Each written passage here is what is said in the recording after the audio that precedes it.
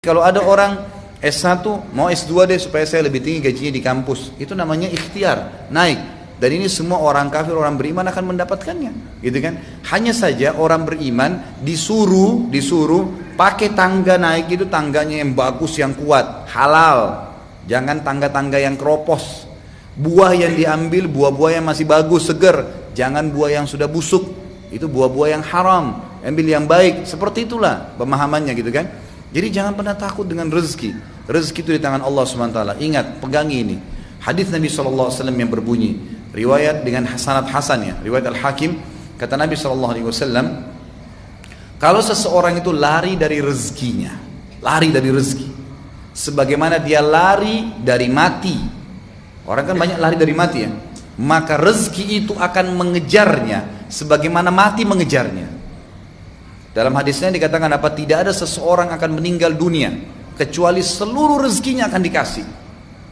Tidak ada orang, kalau memang dia mati sudah begitu ya, sudah begitu rezeki dari Allah Subhanahu wa taala. Tapi itu semua akan diberikan oleh Allah Subhanahu wa taala. Cuma saja ada yang sifatnya tadi orang cuma minta berharap yang berjatuhan, ada yang memang bergelantungan, dia berusaha ikhtiar lebih banyak, dan itu Allah Subhanahu wa taala akan kasih.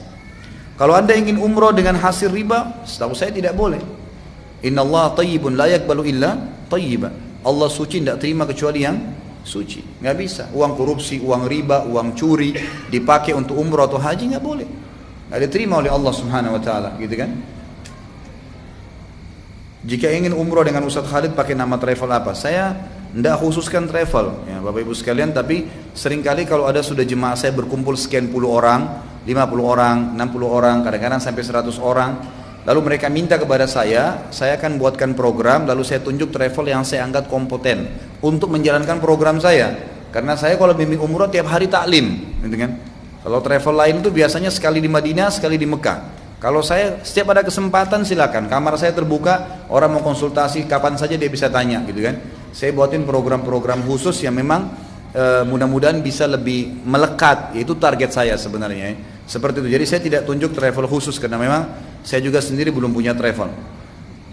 Bagaimana cara menghilangkan penyakit was-was? Dengan ilmu dan beribadah kepada Allah SWT. Was-was dari syaitan. Allah mengatakan alladzi yuwaswisu fi sudurin nas. Jadi was-was itu dari bahasa Arab sebenarnya. Yuwaswis artinya mengganggu, mengacaukan pikiran. Itu dari syaitan. Di sini penanya berkata, kalau saya bisa wudu dan sholat berkali, saya ulang-ulang terus. Sudah sholat, kadang sholat lagi karena was-was disebabkan tidak khusyuk, perasaan kentut, lupa rakaat, terlintas pikiran kotor. Apakah saya harus diruqyah? Mengingat penyakit was-was ini sudah cukup lama yang menyiksa serta menyita waktu saya. Kalau saran saya, pertama obatin dulu dengan ilmu syar'i. Belajar dengan ini. Majelis ilmu seperti ini makin faham maka makin tahu, makin mengenal Allah, makin mengenal Rasulullah SAW, makin mengenal ibadahnya orang-orang saleh. Kita akan lebih yakin. Muncul keyakinan ini akan menghilangkan was-was, gitu kan? Nah, kalau Anda sudah coba menjalankan itu dan ternyata masih ada gangguan, bisa saja dari syaitan, boleh diruqyah, nggak ada masalah. Ruqyah syar'iyah dibolehkan, gitu kan? Jadi hadis yang mengatakan tidak 70.000 mau surga tanpa hisab, di antaranya tidak minta ruqyah, maksudnya ruqyah yang tidak syar'i itu. Kalau ruqyah syar'i boleh, karena ruqyah itu kan pengobatan nabawiyah. Ya, jadi itu bukan yang dimaksud dengan ruqyah yang tidak syar'i, yang syar'i, tapi ruqyah yang tidak syar'i. Kalau dilakukan maka tidak masuk kalau ruqyah tidak syar'i dilakukan maka tidak masuk dalam 70.000 masuk surga tanpa hisab ya. Boleh saja ruqyah dengan izin Allah, enggak ada masalah.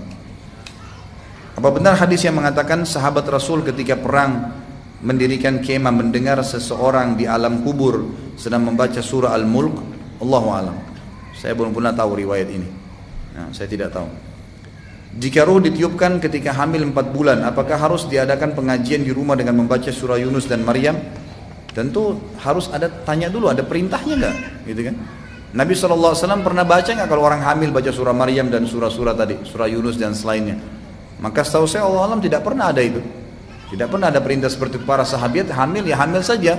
Ya mungkin orang mendoakan ya didoakan, gitu kan? Yang terjadi adalah Nabi SAW hanya berinteraksi dengan ibu-ibu yang sudah melahirkan. Seperti pada saat mereka melahirkan, mereka membawa bayinya ke Nabi SAW. Lalu Nabi SAW mendoakan, mentahniknya, mengunyah kurma lalu menempelkan di langit-langitnya, kemudian mengelus rambutnya. Itu yang Nabi SAW lakukan. gitu kan. Tapi selama hamil belum pernah ada hadis Nabi SAW yang tersebutkan berinteraksi atau memerintahkan melakukan perbuatan tertentu termasuk membaca Al-Quran. Tapi sebagian ulama mengatakan kalau seseorang ibu niatnya ingin memperdengarkan bayinya Al-Quran secara pribadi, dia baca Al-Quran sehingga dia niatkan bayinya sering mendengar Al-Quran, atau dia tempelkan mungkin MP3 ya, atau HP dia didengarkan di bayinya dengan Al-Quran, itu cukup banyak. Karena di Timur Tengah sekarang banyak ulama dalam pendidikan Islam mengatakan anak bayi itu akan lebih cepat menghafal Al-Quran kalau memang dari perut dia sudah sering didengarkan Al-Quran. Itu memang mungkin bisa, tapi secara individual ya. Ini kan tadi yang dimaksud mendatangkan buat acara di rumah, membaca surah tertentu, ini tidak pernah ada contoh dari Nabi SAW. Bolehkah bersedekah dengan harapan Allah akan mengganti dengan kebaikan di dunia? Boleh, nggak ada masalah. Bolehkah saya beribadah berharap balasan dari Allah? Boleh. Kenapa tidak? Namanya bertawassul dengan amal soleh. Boleh saja.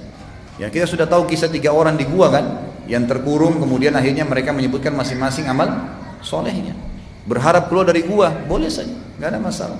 Itu kan, dan juga boleh kita beribadah kepada Allah. Justru itu poinnya, kita berharap mendapatkan apa yang Allah janji. Misal kita sholat berjamaah berharap dapat 25 kali lipat, berharap dapat 27 derajat, gitu kan. Yang kata Ibnu Abbas 1 derajat dengan derajat yang selebihnya di atasnya adalah jaraknya 500 tahun. Bolehkah saya sholat untuk mendapatkan itu? Boleh, justru itu targetnya.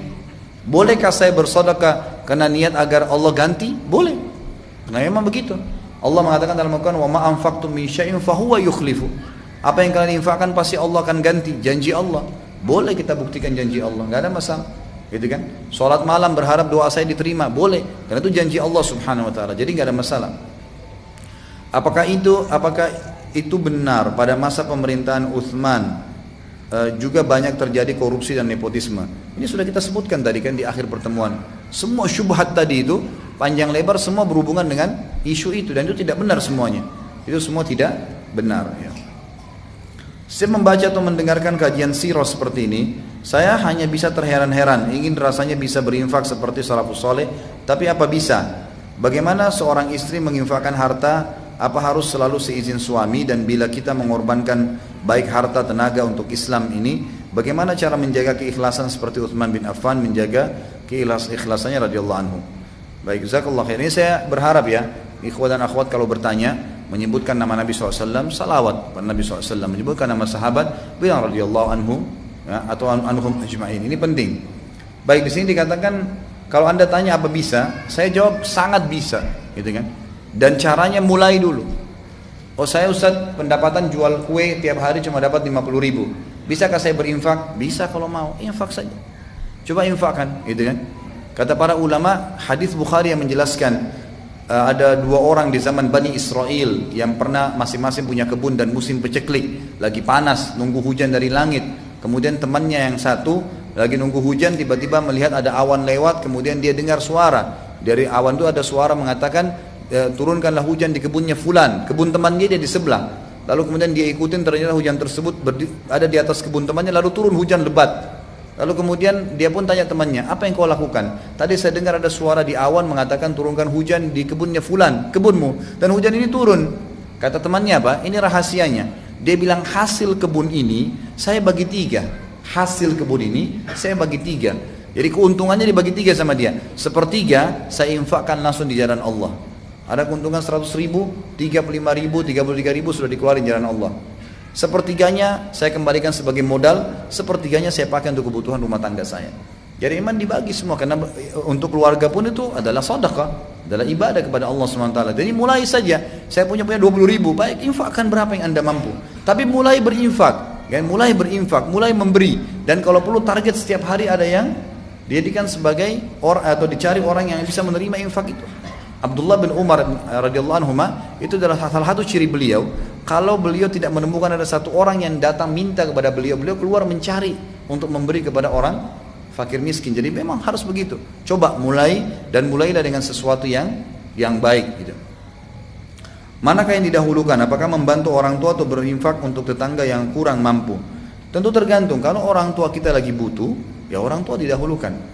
Karena ada seorang sahabat pernah dalam hadis Bukhari, mempunyai dirham dan dia keluarkan di depan Nabi SAW, berkata, ya Rasulullah, ini dirham, ada fakir miskin muslimin dan ada fakir miskin ya kerabat saya, mana yang saya dahulukan? Kata Nabi SAW, kalau kau bantu kerabatmu, kau akan mendapatkan dua pahala, pahala silaturahim dan pahala sedekahnya. Jadi kalau ada orang terdekat lebih butuh, kita kasih orang terdekat tentunya, gitu kan?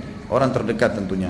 Tapi kalau memang orang tua kita tidak ada hajat, kita hanya sekedar mau belikan hadiah, ada tetangga lagi miskin, ya tetangga didahulukan, gitu kan? Tergantung keadaannya.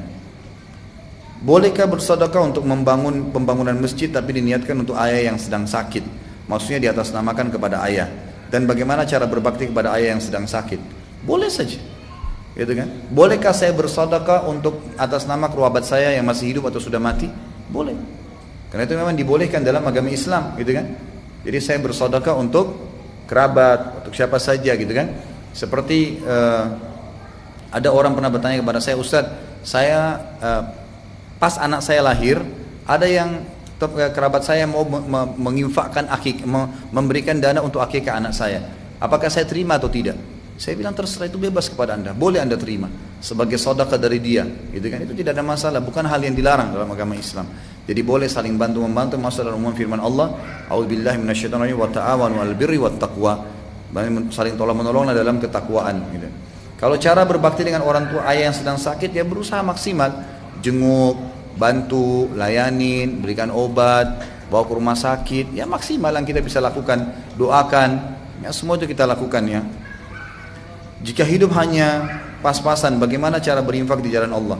Sudah saya jelaskan tadi ya, semampunya, keluarkan, itu kan semampunya. Dan ingat pernah ada sahabat yang membawa 1 dirham di depan Nabi SAW, ada yang satu bawa 1000 dirham. Itu kan bedanya 999 dirham. Lalu kata Nabi SAW, 1 dirham mengalahkan 1000 dirham. Para sahabat berkata, ya Rasulullah, gimana caranya?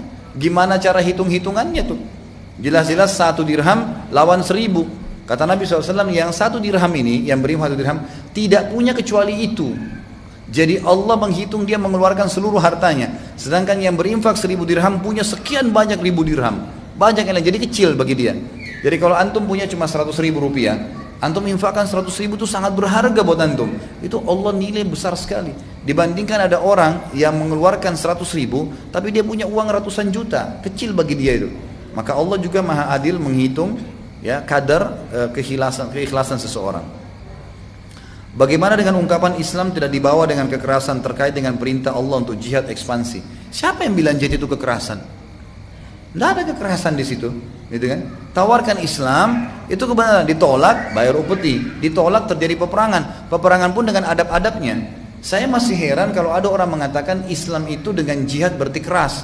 Bagaimana dengan Amerika yang masuk ke Irak? Apa haknya masuk ke Irak coba? Negara kafir masuk ke negara muslim, membunuh presiden muslim di sana. Apa alasannya? Karena presidennya zalim. Lalu bagaimana dengan Israel yang zalim tiap hari membunuh, nggak pernah dimasukin sama dia itu? Itu depan mata kita negara Islam dijajah. Lalu anda tidak tanggapin itu? Bagaimana caranya Islam yang dianggap ekspansi kebenaran, membawa wahyunya Allah, kalau ditolak baru berperang, itu pun dengan adab-adabnya dianggap kekerasan? Subhanallah, gitu kan? Bagaimana dengan Israel yang membunuh muslimin semaunya saja? Bagaimana dengan orang-orang muslim waktu itu di Bosnia dibantai? Bagaimana dan banyak sekali contoh kaum muslimin, jadi kan?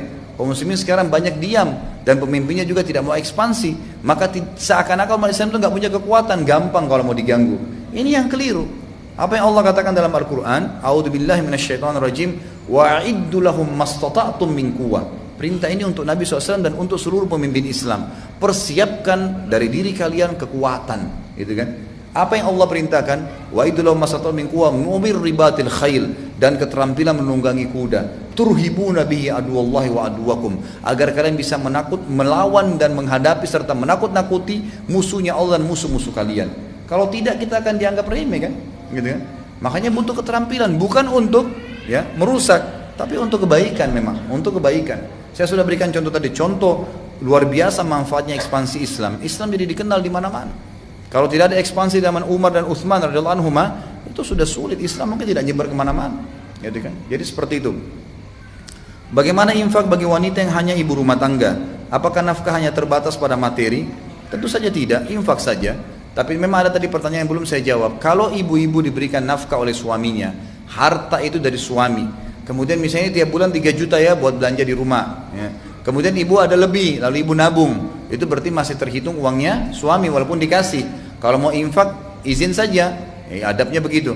Tapi kalau uang ibu pribadi, misal memang uang warisan, uang tabungan, uang bisnis yang memang tidak ada hubungannya sama suami, maka itu boleh ibu infakkan walaupun tidak pamit dengan suami. Karena itu hak ada, tidak ada masalah itu.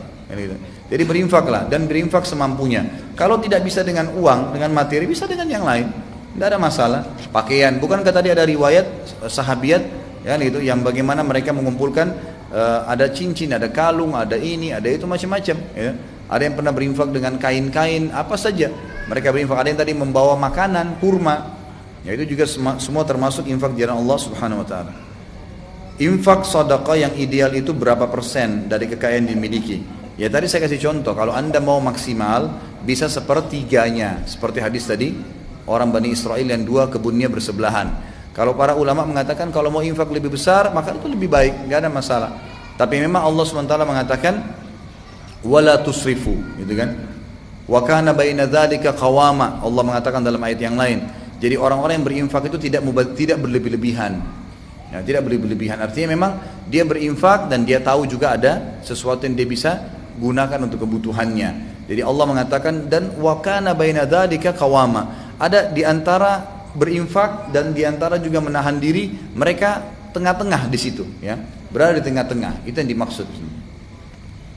Apakah boleh merasa cukup dengan infak sedekah yang sudah kita keluarkan? Bisa saja, ya. Tidak ada masalah. Kalau anda memang menganggap itu sudah cukup, maka boleh-boleh saja, nggak ada masalah. Ya kita memilih hutang atau tagihan. Apakah kita mendahulukan membayar utang dan menunda sedekah atau membayar utang dan bersedekah secara bersamaan? Tentu kalau bertemu antara utang sama sedekah, maka utang dulu. Hutang itu wajib soalnya untuk dibayar, gitu kan?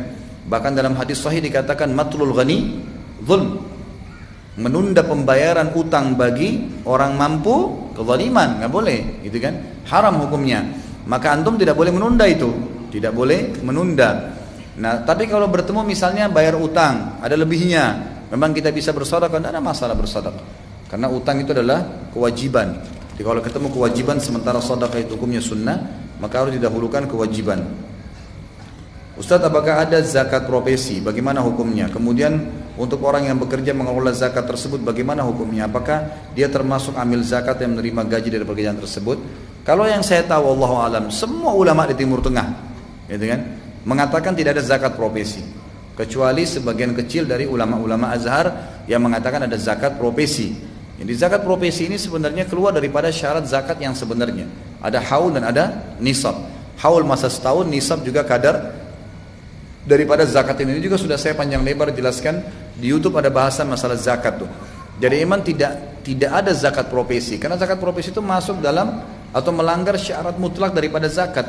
Seorang pegawai gajinya 5 juta per bulan, langsung diakumulasi setahun 60 juta kena 12 bulan. 60 juta dihitung, sampai nggak nisab 85 gram emas? Oh ternyata sampai, maka langsung dipotong tiap bulan 2,5% tanpa melihat kebutuhannya orang tersebut, nggak bisa. Kan gitu. Karena zakat itu dikeluarkan adalah sesuatu yang lebih daripada kebutuhan dia, itu baru zakat. Ya, kalau ada orang gaji 5 juta, setiap bulan memang pengeluaran dia 5 juta pas, berarti tiba haul nggak ada zakat dia. Bahkan ulama merincikan dari 8 golongan yang terima zakat, fakir dan miskin, golongan pertama dan kedua. Indonesia kadang-kadang digabungin nih, padahal sebenarnya berbeda ya. Fakir itu adalah orang yang tidak tahu mau makan apa hari itu, apalagi besok, itu fakir. Kalau orang miskin, orang yang punya pendapatan, tahu makan apa tapi pas-pasan. Jadi pegawai itu yang hidupnya pas-pasan masuk dalam kategori miskin yang bisa menerima zakat. Jadi pimpinan perusahaan itu bisa memberikan kepada stafnya, kalau dianggap pada stafnya memang kurang, gitu kan. 2 juta gajinya tapi hidupnya biasa utang sama orang sampai 2,5 juta, belum bayar sekolahnya, listrik rumahnya, belum ini, belum itu, dia berhak menerima masalah itu. Dia berhak menerima masalah itu. Kalau amil zakat memang masuk ya. Jadi kalau yayasan mengelola itu, mereka masuk amil zakat, boleh. Tapi mereka cuma boleh mengambil maksimal 1/8 dari uang zakat yang terkumpul. Karena ada 8 golongan, maka maksimal mereka menarik 1/8-nya. Bagaimana orang yang minta-minta, sedangkan ia di kampungnya, di rumahnya megah-megah. Menurut cerita dalam kurung ya, ada kampung pengemis ia merantau pakai baju compang-camping di kota. Sekarang saya kasih gini contoh rasional. Di masjid ini sekarang datang. Ini tolong penanya lebih perhatikan. Di masjid ini sekarang datang di kumpulan kita lagi duduk begini, kemudian bawa proposal. Nih tolong bantu, saya mau bangun masjid. Baik, kita kumpul lah uang. Semua terkumpul uang misalnya 100 juta. Pergilah orang tersebut berterima kasih lalu kemudian dia jalan. Sebulan kemudian kita tahu ternyata dia pembohong. Saya ingin tanya Bapak Ibu sekalian, faham gak? Pertanyaannya ini, perhatikan baik-baik. Fahamkah Anda bahwasanya pahala kita tidak hilang? Ya. Jadi walaupun dia bohong, dia nggak bangun masjid, kita tetap dapat pahala bangun masjid walaupun belum dibangun. Itu penting ya. Makanya dalam Islam hukum sesuatu itu secara zahir yang kelihatan. Yang kelihatan orang ini sholat, oh ya saya tahu dia sholat. Yang saya tahu dia muslim, ya sudah dia muslim. Kecuali lagi ada indikasi lain, dia murtad, nah itu lain lagi. Tapi kita disuruh hukum secara zahir. Ingkar mungkar pun meluruskan orang yang salah secara zahir. Kita tidak punya kewajiban dalam Islam keluar dari masjid habis sholat duhur pegang tangan orang, kamu udah sholat belum? Nggak ada dalam Islam tuh. Tapi kalau kita lagi jalan dengan seseorang, sudah azan duhur dia nggak sholat, nah ini wajib ingkar mungkar. Secara zahir kelihatan tidak sholat, gitu kan? Nah ini wajib seperti itu. Jadi kalau ada orang minta sumbangan, kita dengar isu, kadang-kadang syaitan membisikkan begitu. Oh itu anak pinjaman, oh dia masih kuat. Jangankan orang masih kuat fisiknya, sarjana sekarang belum tentu bisa kerja. Apalagi orang itu, mana kita tahu, kesian, mungkin memang dia butuh bantuan, gitu kan? Mungkin dia memang butuh bantuan.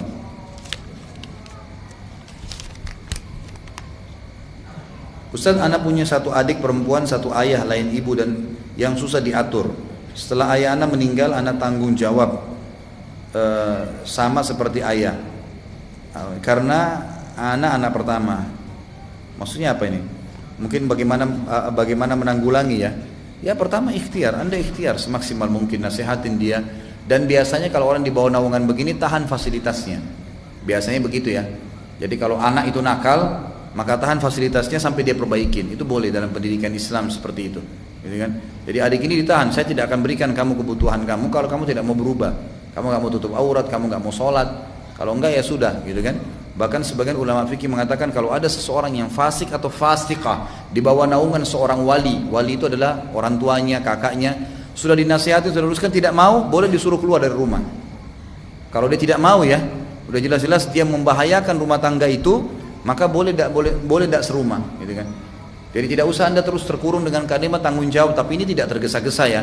Ini terakhirnya, finalnya. Tapi kalau di awal Anda disuruh ikhtiar, nasihatin, tahan dia, tahan manfaat-manfaat yang bisa didapatkan, itu insya Allah akan bisa membuat dia berubah sambil didoakan tentunya. Jadikan sebagai target untuk berubah. Ada program pemerintah untuk menertibkan pengemis, anak jalanan dan pengamen.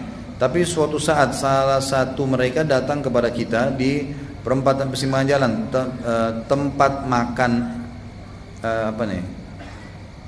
tempat mereka, saya nggak tahu ya. Apa yang harus kita lakukan untuk tetap mengimani faidah fadilah Utsman bin Affan dalam berinfak? Yang saya tahu kalau pemerintah sudah menanggulangi itu, memang betul-betul nggak ada lagi pengemis di jalan, pemerintah sudah siapin tempat-tempat penaungan, maka Anda wajib patuh dengan pemerintah. Tapi kalau pemerintah hanya sekedar keluarin peraturan dan tidak ditangani, maka Anda boleh berinfak, gitu kan?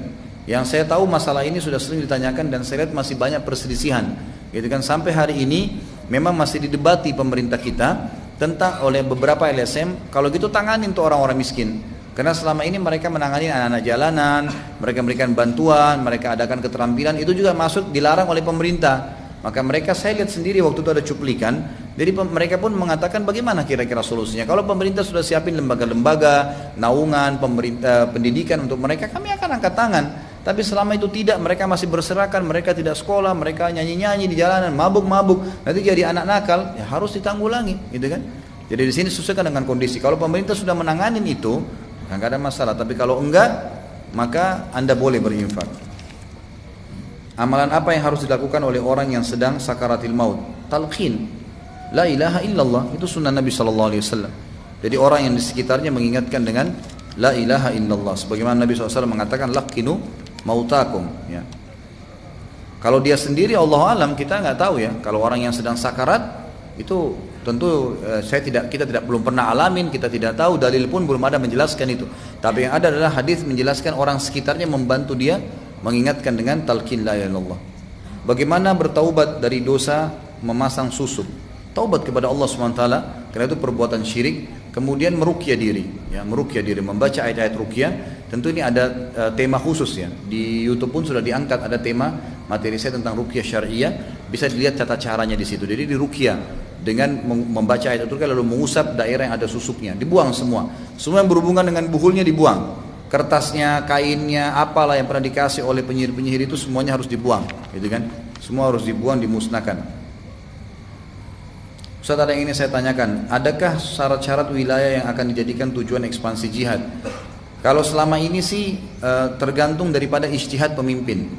Jadi kalau pemimpin melihat memang wilayah itu, biasanya kalau zaman Nabi SAW, Nabi mendengar satu suku akan menyerang Madinah, maka Nabi langsung ekspansi duluan, gitu kan? Itu satu penyebab. Penyebab yang lain kadang-kadang memang tidak ada, cuma Islam belum sampai ke sana. Maka diutuslah pasukan ke sana menyebarkan agama Islam. Ada wilayah yang menerima. Baiklah, jelaskan kepada kami Islam. Lalu tersebarlah para prajurit tersebut menyebarkan Islam tanpa ada peperangan, tanpa ada itu. Mereka terima ya sudah, gitu kan? Kalau mereka nolak baru jizyah, kalau mereka nolak baru peperangan. Itu yang saya tahu. Bolehkah melakukan ekspansi jihad ke wilayah di mana Islam telah berkembang di wilayah tersebut, namun Islam masih menjadi minoritas? Ini Allahu alam belum pernah terjadi di zaman Nabi SAW. Belum pernah terjadi, gitu kan? Jadi belum pernah terjadi ada muslim yang hidup di satu lokasi kemudian Nabi suruh ekspansi ke sana. Yang ada memang wilayah-wilayah yang belum terjangkau Islam di situ, gitu kan? Artinya memang tidak ada Islam atau tidak ada kedudukan bagi Islam di situ. Tapi kalau sudah ada orang Islam, mereka bangun masjid ada, mereka ibadah, udah berarti tinggal dakwah saja, nggak usah ekspansi jihad, gitu kan? Ekspansi jihad ini memang wilayah yang belum sama sekali dimasuki. Saat ini dunia telah terbagi-bagi menjadi negara-negara, di dalamnya Islam pun telah berkembang. Bahkan di dalamnya orang-orang Islam pun turut berpartisipasi dalam berbagai profesi di pemerintahan negara tersebut dalam berbagai aspek, salah satunya pertahanan negara. Yang menjadi pertanyaan saya, bila mana negara tersebut menyerang negara lain yang mana di masing-masing negara terdapat orang-orang Islam yang berprofesi berperan sebagai tentara sehingga orang Islam tersebut harus saling membunuh. Bagaimana hukumnya? Ya, saya sudah ini harus dititik beratkan ya. Kalau orang Islam tinggal di wilayah non-muslim, dia tidak boleh partisipasi dengan hal-hal yang bisa mencoreng agamanya, termasuk jadi tentara. Karena nggak bisa. Sedangkan di negara Islam saja jadi tentara, kadang-kadang sholatnya masih terganggu. Menjalankan sunnah-sunnah Nabi dilarang, nggak boleh berjenggot, nggak boleh ini, nggak boleh itu, banyak larangan, gitu kan? Apalagi kalau dari tentara non-muslim, untuk apa jadi tentara negara non-muslim? Kayak itu sudah satu teguran, sudah satu kesalahan. Kalau dia ekspansi membunuh orang Islam lain, dosa juga. Untuk membela negara kafir itu nggak mungkin, gitu kan? Satu-satunya keadaan yang boleh orang Islam memerangi Islam lain adalah kalau kelompok yang sedang diperangi itu fi'atu bugha namanya. Kelompok yang memang memberontak dari agama Allah, gitu kan? Kata Allah SWT dalam Al-Quran, "A'udzu billahi minasyaitonir rajim, wa in ta'ifatani minal mu'minina iqtatalu fa aslihu bainahuma." Kalau dua orang muslim lagi berperang, perbaikin. Kamu tengah-tengah datang boleh perbaikin, gitu kan? Kalau salah satunya membangkang setelah diperbaikin, maka perangi yang membangkang itu. Jadi boleh memerangi mereka sampai mereka meninggalkan keburukannya. Atau kelompok yang mengatasnamakan umat Islam tapi mencoreng kecurangan Islam, maka boleh pemerintah memerangi mereka. Gitu kan, pemerintah Islam boleh memerangi mereka. Seperti itu. Tapi kalau jadi ya orang-orang non-muslim atau menjadi pasukannya non-muslim menyerang wilayah Islam, ini menyimpang sekali itu. Ini saya sarankan tidak usah. Dan ini banyak terjadi kemarin pada saat pasukan Amerika menyerang Irak itu.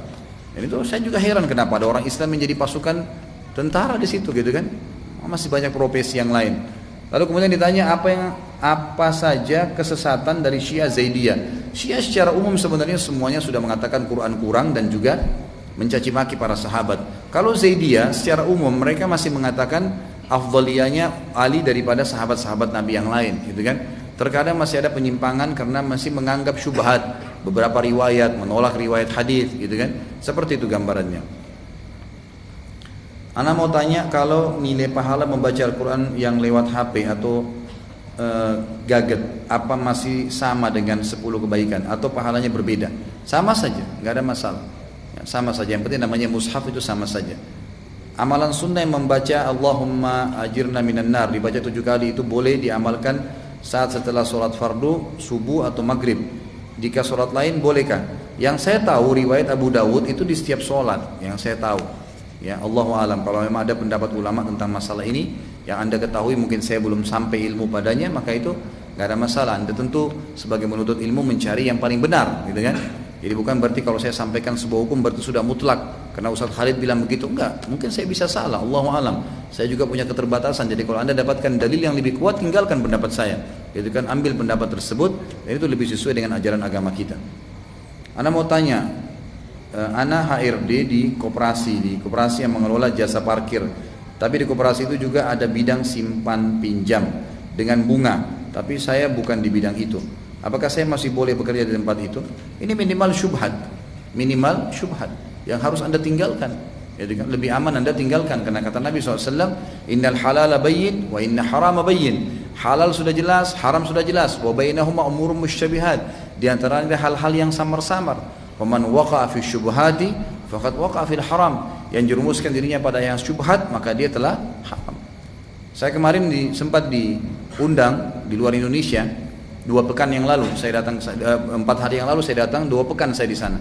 Kemudian ada salah satu muslim yang bertanya, dia bilang, Ustadz saya kerja di satu supermarket, orang non muslim yang punya. Kemudian di lemari rak dia itu jual minuman keras. Dan saya kadang-kadang disuruh bersihin tuh minuman keras gitu kan. Kira-kira bagaimana hukumnya? Saya jawab kembali, kira-kira menurut antum bagaimana? Coba, perasaan secara hati bagaimana? Membersihin minuman keras, nggak enak Ustadz. Ya iya, itu dosa, nggak boleh. Kalau jual barang-barang lain boleh, gitu kan? Tapi kalau sudah berhubungan dengan minuman keras, bagaimana? Ya ini tidak boleh, dosa. Pada saat membersihkan itu dosa. Pendapatannya bagaimana? Syubhat. Karena masih bercampur baur antara halal dengan haram. Amannya bagaimana? Tinggalkan. Cari yang lain, gitu kan? Ingat, yakinlah, semut di lubang di tanah Allah kasih rezeki. Bekerja, bergerak, mencari daun, keluar. Apa kata Nabi SAW dalam hadis Bukhari? Kalau kalian bertawakal kepada Allah, sebenar-benar tawakal, maka pasti kalian akan diberikan rezeki oleh Allah, sebagaimana burung diberikan rezeki oleh Allah pada saat keluar pagi, dia pulang sore sudah membawakan makanan buat anak-anaknya. Dijamin oleh Nabi SAW diberikan rezeki pada hari itu. Bertawakal, berikhtiar, bertanya, gitu kan? Coba Allah SWT akan berikan kepada hamba-hambanya. Saya kasih waktu 3 menit lagi ya. Ustaz, saya ingin menanyakan apakah setelah kita meninggal yang disiksa di alam barzah itu jasad atau ruh? Karena seperti yang saya tahu ketika setelah meninggal ruh kembali ke Allah. Mohon penjelasannya. Ruh, alam barzah ruh. Jadi alam kita ini sebelum lahir, sebelum jasad ini terbentuk di rahim ibu, ruh kita sudah hidup, gitu kan?